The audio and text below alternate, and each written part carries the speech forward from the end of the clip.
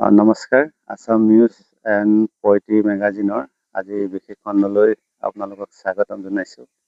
আজি আমাৰ মাজত আছে এজন বিশেষ ব্যক্তি, যিজন ব্যক্তিয়ে বিহুবৰ মধ্য ইংৰাজী বিদ্যালয়ৰ পৰা অৱসৰ গ্ৰহণ কৰি বৰ্তমান সমাজৰ বিভিন্ন সামাজিক কামবোৰৰ লগত জড়িত হৈ আছে আৰু তেওঁৰ বিশেষ পৰিচয় হৈছে এজন বিহু বিশেষজ্ঞ হিচাপে।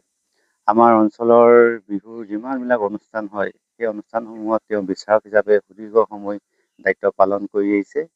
গতিকে আমি তেওঁৰ ঘৰত আহি আজি আমি উপস্থিত হৈছোঁ। আমি বিহুৰ বিষয়ে কিছু কথা জানিবলৈ চেষ্টা কৰিম। খোৱাটো আমাৰ এই অনুষ্ঠানত আপোনালোকলৈ মোৰ স্বাগতম ফালৰ জনাইছোঁ। পৰা আন্তৰিক ধন্যবাদ জনাইছোঁ। বৰ্তমান আপুনি অৱসৰপ্ৰাপ্ত হৈ কিদৰে সময় অতিবাহিত কৰিছে? মই 2001 চনত হয় অৱসৰ লৈছোঁ। হয় সৰুৰ পৰা খেতি বাতি কৰা, সৰুৰ পৰাই মানে খেতি বাতি কৰোঁ। হয় সেইদিনা ঘৰৰ বাৰী চাৰী খেতি বাতি অলপ চব এইভাগে থাকি পেলাই সময়টো পাৰ কৰোঁ। হয় আৰু সমাজত কেতিয়াবা মাতিলে আৰু হয় যাওঁ আৰু হয় সমাজৰ লগত এইভাগে সময়টো আৰু কটাই আছোঁ আৰু। হয় হয় আমি যিহেতু বিভিন্ন ধৰণৰ অনুষ্ঠান কৰি আছোঁ, বিশিষ্ট ব্যক্তিসকলক সাক্ষাৎকাৰ লৈ আছোঁ আৰু ৰাইজৰ এটা প্ৰবল দাবী আছিল যে আপোনাৰ লগত কিছু কথা আমাক পাতিবৰ কাৰণে আহ্বান জনাইছিল। আমি আহি আপোনাৰ ঘৰত উপস্থিত হৈছোঁ। আপুনি বিশেষকৈ বিহু বিশেষজ্ঞ হিচাপে এটা সুনাম আছে, পৰিচয় আছে। আপোনাৰ দৃষ্টিত অতীতৰ বিহু আৰু বৰ্তমানৰ বিহুৰ মাজত কেনেধৰণৰ পাৰ্থক্য দেখা পাইছে? হয়, অতীতৰ বিহু আৰু বৰ্তমান বিহুৰ পাৰ্থক্যটো আহিছে হয় যে এতিয়া ধৰি লওক বিশেষকে মুকলি বিহুটো আগত নাছিল। মুকলি বিহু হয় বিহু আছিল আগতে গছ তলত, হয় বিশেষ উজনি অসমত চুতীয়া, মৰাণ, মটক, দেউৰী এইবিলাক মানুহৰ মাজত হয় খেল মানুহৰ মাজত চলে। হয় আৰু মৰাণসকলে জেং বিহু কয়, হয় গছ তলৰ বিহু কয়, গাভৰু বিহু কয়। তেতিয়া দিনত দূৰৈত গছৰ তলত হয় এফালে ডেকা আৰু এফালে ছোৱালীসকলে গীত মাত গাই বিহু ঢোলৰ চাপৰ প্ৰথমে গোপ খুটি এটাই নতুন চাপৰ, সেইটোৱে প্ৰথম আৰু হয় নামৰ লগত গোপ খুটি মাৰে আৰু এফালে জোৰা নাম, হয় খুব জোৰা নাম, পিৰিতি নাম দেই। হয় বহাগী পিৰিতি, যৌৱন সাগৰ বুলি দুখন কিতাপ সৰু নামঘোষা শাসনৰ ওলাইছিলে। হয় সেইবোৰ আজিকালি নাইকিয়া হ'ল। তাতে কোনে বেচলি দেই গোটেইবোৰ দিন হ'ল এইবিলাক বেচলে আমাৰ ল'ৰা দিনতে হয় এই ধৰণে গীত গায়। কিন্তু কথাটো হ'ল মৰাণসকল জেং বিহু কয়, জেং লাগিব পাৰে, জেং এডাল পুতি লয়। তাৰমানে দূৰৰ পৰা আকৌ মানুহে চাই থাকে, গন্দগোল কৰিব নোৱাৰে, হয় গন্দগোল কৰিব নোৱাৰিব। সেইধৰণে গছ তলৰ বিহু হ'ল। যেতিয়া আহোম যুগ আহিলে, আহোমৰ চালে এইটো ভাল কথা এটা, এইবুলি আহোমৰ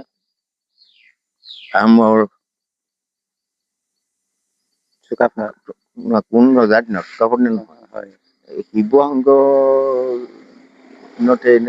এতিয়া মই চালে হ'ব পাহৰি গৈছো।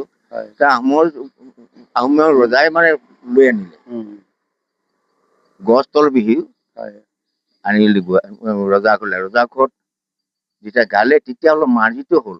হয় স্বৰ্গদেউ ওলালে বাটচ'ৰা মুখলৈ গাবলৈ লয়, কাৰণ অলপ টোকামোদ কৰিবই লাগিব, হয় ৰজাক হয় সন্মান দিবই লাগিব। হয় স্বৰ্গদেউ ওলালে বাটচ'ৰা মুখলৈ, দুলীয়াই পাতিলে দোলা, কাণত দি লিখিলে নৰা জেঙা পাই, গাতে গুমে চেঙৰ চোলা, গুমচেং চোলাটো পাছলে পুতি মাৰে মুগাৰ। এই ধৰণে মানে ৰজা ঘৰত গোৱাই আৰু ৰজাই তামপান দিয়ে, সেৱা কৰে।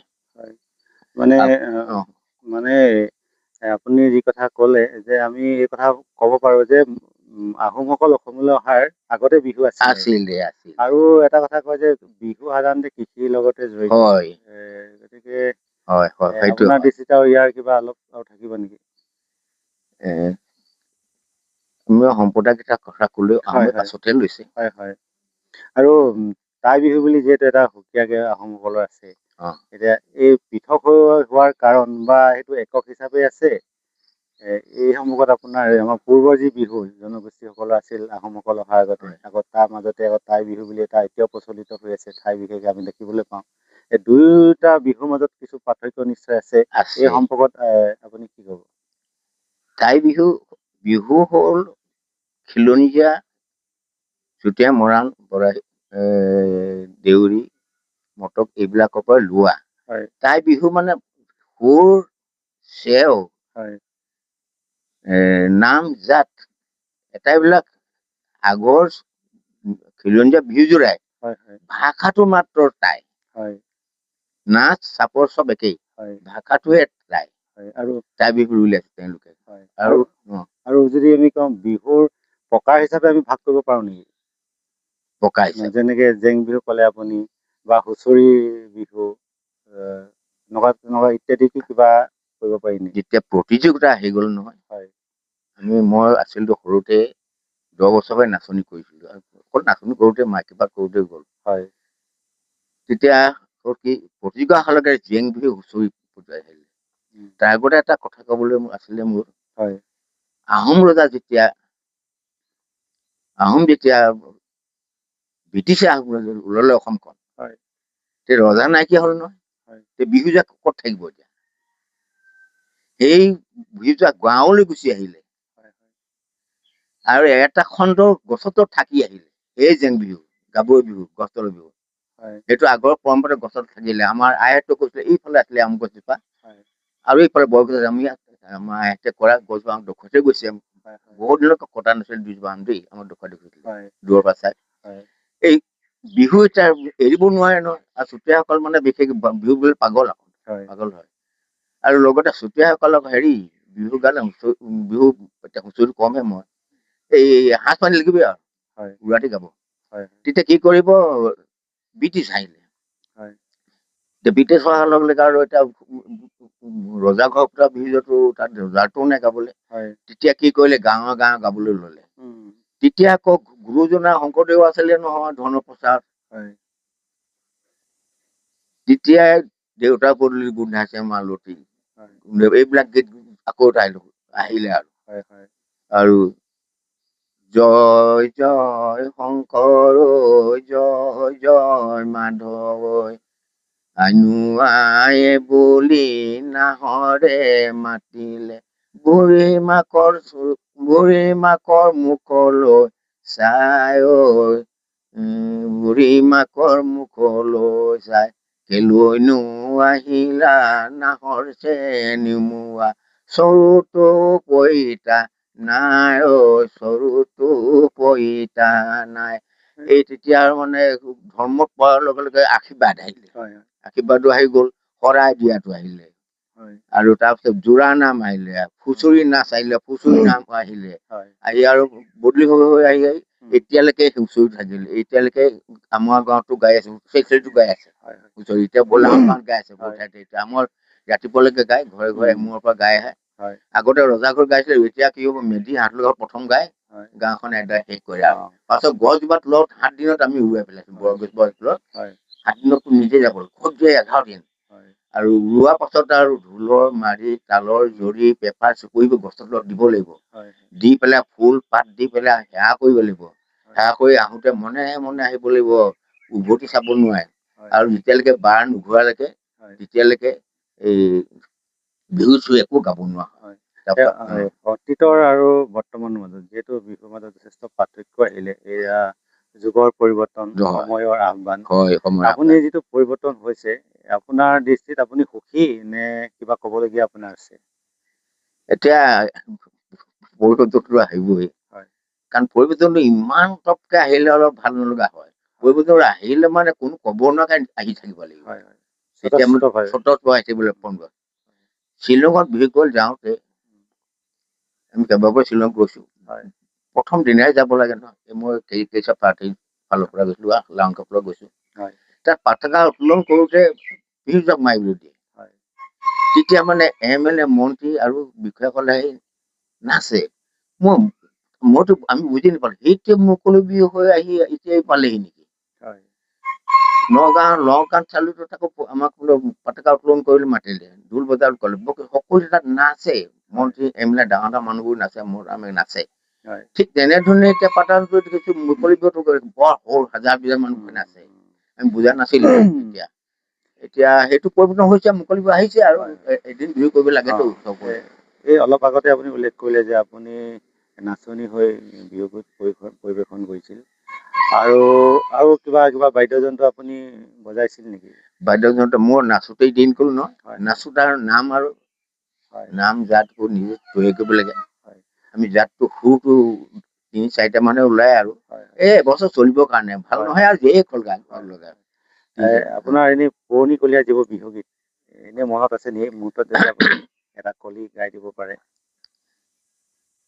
এতিয়া ইয়াত আছে হেৰি জবয়া মৰাণত আছে, এইটো কুচুৰি, নাহৰ আছে, নিজামাই মালিনী আছে, ফুলকোঁ আছে, মণিকোঁ আছে, গোপীনাথ আছে, চব পাহৰিছো এইবোৰ দেই, লৈ গ'ল। তাৰ পৰা আকৌ এইটো প্ৰথম মেট্ৰিকত গায়, দীঘল হ'ব এইটো নালাগে। এতিয়া আদি সুৰ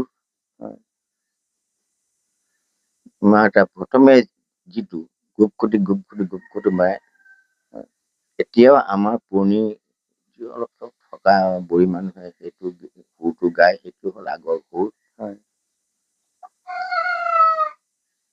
নৈ বালি জানৈ বসাগৰ বিহুতিব সাগৰ বিহুতি চিৰদিন নেথাকে ৰৈ, এদিন দুদিন কৰি উৰি গুচি যাবগৈ, উৰি গুচি যাবগৈ মলয়াত মিহলি হৈ। এইটো সুৰতে দুইটা পাৰ্টিয়ে মানে জেং বিহুত, গছতলৰ বিহুত গায়। পাছে আহিয়ে নানা জাত সুৰ ওলাল। আৰু আপোনাৰ যিহেতু বিহুৰ বিচাৰক হিচাপে, বিহু বিশেষজ্ঞ হিচাপে এটা নাম আছে, আপুনি বিভিন্ন ধৰণৰ বিহু সন্মিলনবোৰত বিচাৰক হিচাপে দায়িত্ব পালন কৰি আহিছে। এজন বিহুৰ বিচাৰক হ'বলৈ হ'লে কোনকেইটা দিশ চাব লাগে বুলি আপুনি ভাবে? এতিয়া বিহু আমাৰ প্ৰথম অৱস্থাত হ'ল কিছু পাইছিলো, প্ৰথম প্ৰস্থাপন শব্দটো আমি ভাল নালাগিলে, বিহু চবাগাই অহা, এই অনামী শিল্পীয়ে নাম গোট এইবিলাক চাপৰবিলাক তৈয়াৰ কৰে, উপস্থাপন বুলি কয়। সেইটো ওলাইছিলে বোধ কৰো, মোৰ ধাৰণা ৰাজনীতিৰ ফালৰ কমিউনিষ্ট ফালৰ পৰা ওলাইছিলে নেকি, তেওঁলোকৰ নাটকবিলাক দিয়েতো। এতিয়া আমি সেইটো আৰম্ভণি কওঁ, আৰম্ভণিত গৃহস্থটো লাগিবই, আমাৰ ঘৰত গৃহস্থ, এঘৰ গৃহস্থও ধৰি ল'ব লাগিব। এতিয়া মুগা এতিয়াতো পাইছে, আগতে মুগাৰ সাজ পোছাক পইচা নাই নহয়, কি কৰিব, এই কপাহিয়ে চলিছিলে আৰু আমাৰ চোলা নামে খৰা চোলা আছিলে আগতে, খুচীয়া মানুহ খৰা হাত দুখন কটা জাকেটো নহয়, এই খৰা চোলা, আঁঠু মূৰত চুৰিয়া, তেনেকে খুচৰিবলৈ গাইছিলে। কিন্তু এতিয়া হ'ল কি, মুগা চোলাৰ দৰকাৰী হ'ল, আমাৰ বিশাখাপট্টনম ইমান নাই নহয়। তাৰ পৰা চাপৰ বিলাক যাতে ধৰি লওক, এতিয়া বিহুত ধৰা হয়, বিহু যাৰ ঢোলৰ মাৰি এজনৰ পৰি গ'ল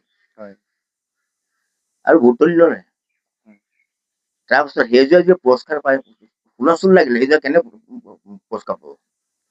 প্ৰথম দ্বিতীয় তৃতীয় যিয়ে নকলে পুৰস্কাৰ ঢোল মাৰি পৰিলে, ঢোলৰ মাৰিডাল পৰিলে বুলিয়ে বিহুযোৰা শেষ নহব নহয়। এটা এসময়ৰ প্ৰশ্ন, বহুত প্ৰশ্ন, এটা প্ৰশ্ন বেয়া হ'ল, বাকীটো ভালকে লিখিলে।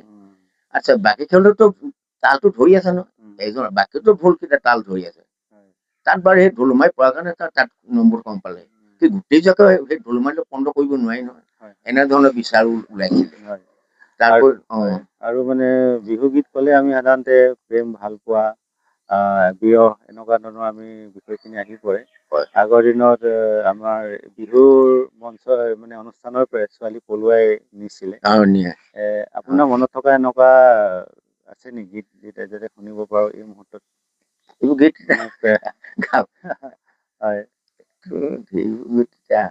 এনেকুৱাকে তই বহাগী পেটি যৌৱন আগত মিলিলে, মানে আজিকালি সাধাৰণতে শুনিবলৈ পোৱা নাযায় আগৰ যিবোৰ আছিলে প্ৰেম বিৰহৰ মানে কাৰোবাক নাপালে মানে যিটো বিৰহে গীত ৰচনা কৰিছিলে আছেতো পাবৰ কাৰণেও কিছুমান বিহু গীত ৰচনা কৰিছিলে এই মুহূৰ্তত যদি আমি এইফালে যোৱাতে ঠোঁটত ধাৰি ল গাঁতি ঠোঁটত ধাৰি ল গাঁতি চিনি পাওঁ লাগে চকুৰে চাৱনি মোক দাঁতৰ জিলি কণী চাৱনিত কলিজা ভাগে গালমান আছে মানে যিহেতু বিহুৰ এটা কৰ্মপীৰ বিকাশৰ যোগেদি প্ৰচলিত হৈ আহিছে আজি এই তাৰিখত পাইছেহি আপোনাৰ দৃষ্টিত বিহুৰ ভৱিষ্যত আপোনাৰ কেনেকুৱা ধৰণৰ মতামত হ'ব ভৱিষ্যত আৰু খুব ভালকে পৰিৱৰ্তন আহিব নালাগে ক্ৰমান্বয়ে হৈ থাকে কিন্তু পৰিৱৰ্তনটো হ'ব কিন্তু বিহুটো ৰৈ থাকিবগৈ ই কথাটো হ'ল কি গাঁৱৰ পৰা এতিয়া নগৰলৈ গৈছে গাঁৱত প্ৰায় হুঁচৰি আমাৰ আগতেতো তোমাৰতো চেটেলি ঘৰ দলিত অঞ্চলৰ মানুহ প্ৰত্যেক চুবুৰীয়ে গাঁৱতে গীত গীৰণি ঢোলৰ মাত গৰু বিহুৰ দিনা গীত গীৰণি ঢোলৰ মাত জামুগুৰিত আমি চাইকেল মাৰি গৈ এই ঢোল চুৱাইছিলোগে এই যাম ঢোলৰে উৰুলি ঢোলৰে কুৰুলি ঢোলতো বিন্ধিলে ঘুনে জামুগুৰি মচিয়া নহবৰে পৰা ঢোল চুৱাই দিব কোনে এতিয়া আমি তালৈকে গৈছিলো কিন্তু এতিয়া হ'ল যে গাঁৱত ঢোলৰ মাত নাইকিয়া হ'ল বিহু নাইকিয়া হ'ল এযোৰা হুঁচৰি আহিব মানুহ চাই গায় পইচাও ঘূৰিব লাগিব আগতে গাঁওখনত গাঁৱতে আমি চেটেলি গালে গোটেই গাঁওখন গাই আহিব লাগিব কলীয়াপানীলৈ গ'লে তেওঁলোকো আহিলে গ'লে গোটেই গাঁওখন শেষ কৰি আহিব লাগিব চোতালত মানে ঘাট মাৰিবই লাগিব সকলো লগ লাগি পেলাই এঘৰে নোৱাৰে ৩-৪ কিলো ভোজ তাত দিয়ে আৰু মানুহ সৰহ হলে ঘৰে ঘৰে থাকি বটাই লৈ সেইভাগে টোপনি মৰাৰ দিনত কিন্তু এতিয়াতো নাই পৰিৱৰ্তন হৈ গ'ল এই পৰিৱৰ্তন হয়তো এতিয়া মুকলি বিহুৰ পৰা গৈ কি হয়গৈ তেনেকে থাকিবগে আৰু মিউজিয়ামলৈ নাযায় যেনিবা আপুনি যিহেতু গোটেই জীৱন জুৰি বিহুৰ লগত জড়িত হৈ থাকিলে বিহু অনুষ্ঠানৰ লগত জড়িত হৈ থাকিলে আৰু আপোনাৰ বিভিন্ন ধৰণৰ অভিজ্ঞতাও হৈছে আৰু এই অভিজ্ঞতাসমূহ আৰু বা আপোনাৰ যি গীতৰ সংগ্ৰহ আছে এই গীতসমূহ সংগ্ৰহৰ কাৰণে বা এখন পুথি আকাৰে কৰাৰ আপোনাৰ কিবা পৰিকল্পনা আছে নেকি পৰিকল্পনাটো মানে নাই আগতে আহিছিলে কেইজনমান মানুহ এবাৰ মহন্ত মজুমদাৰ আহিলে ওচৰতে ক'ব গ'লে মোক বিচাৰি মোৰ ক্লাছ 1 আছিলে একেলগে মেট্ৰিকলৈকে তেতিয়াই তেওঁ ভাল পাওঁ মাতটো দিচাংপনী আছিলে ইমান ধুনীয়া মাত সেই লগ মোক নাপালো ক'ৰবাত গ'লো খবৰ নিদিয়ে পদ্ৰাম ৰাইডিং বুলি আছে তেওঁকে অলপ নিলে এই বিহু গীতটো এতিয়া হয় মোৰ পৰিকল্পনা নাছিল তেতিয়া সেইকাৰণে পাহৰি গৈছোগে এতিয়া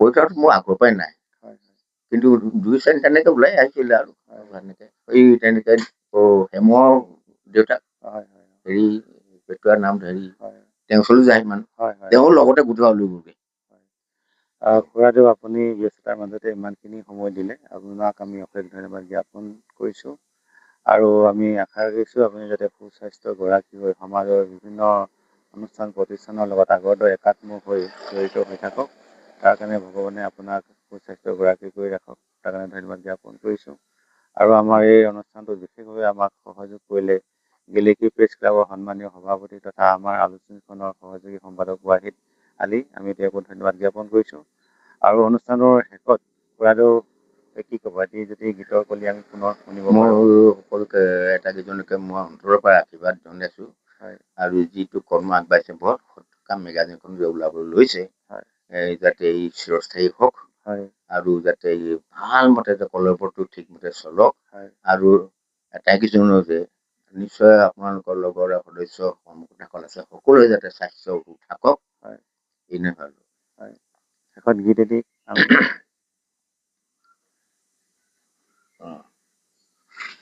এই আগতে আকৌ হেৰি নাচনী উলিওৱা নাম গাইছিল নাম উলিয়াব লাগে নাচনী নাচনী ওলাই নামটো গালেহে নাচনী ওলাই আহিছে এতিয়া অলপমান নম্ৰতা বুলি নাহিলে নহ'লে আকৌ হেৰি নহয় পদূলি কোনোবা উকি মাৰিলে কোনেও সেইটো বুলি মাতিছিলে নহয় সেইকাৰণে আগৰ মানে যৌনপন্থী নামবোৰ লাহেকে চেঞ্জ কৰিবলৈ সলনি হৈ গ'ল একোত লৈ একোত বদলি কৰা হৈ গৈছিলে নহয়তো এই বন ভোকা কয় যে হাবিত গায় আজিকালি বনগীত প্ৰায় নোহোৱাই হৈ থাকিলে গাবও নোৱাৰা হ'ল মানুহবিলাকে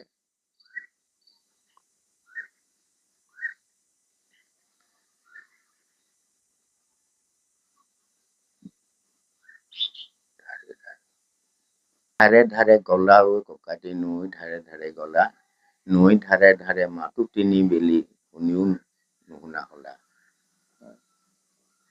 বৰৰে ধপলা পাতে অলো গৰি পাতে অলো গৰি বৰৰে ধপলা পাত বৰৰে তলতে জোকাৰি ন লবা জোকাৰি ন লবা ওলাবৰ অমাতৰ মাত সুন্দৰ ধন্যবাদ আমি পুনৰ আপোনাক লগ পোৱাৰ প্ৰতিশ্ৰুতিৰে আজি অনুষ্ঠানটো ইমানতে সামৰিছো বহুত ধন্যবাদ অন্তৰৰ পৰা মই আশীৰ্বাদ দিছো মই বিহুত কয় নহয় আমাৰে গৃহলৈ আহিলে অতিথি বা হুঁচৰি যোৱা লিখি দি সন্তনা কৰি মূৰৰ চিৰি চিঙি আশীৰ্বাদ কৰিছো দেখাৰো এফালি দিম মই এই আদি সুৰটোকে গাই আছো এইটোৱে হ'ল আদি সুৰ গোপ খুটি তাৰ পৰা আহি বেলেগ বেলেগ আজিকালি জাত সুৰবিলাক হৈ গ'ল কিন্তু এতিয়া বিহু গীতবোৰ আধুনিক গীতৰ নিচিনা হৈ গৈছে এতিয়া আৰু বহুত ধন্যবাদ এতিয়া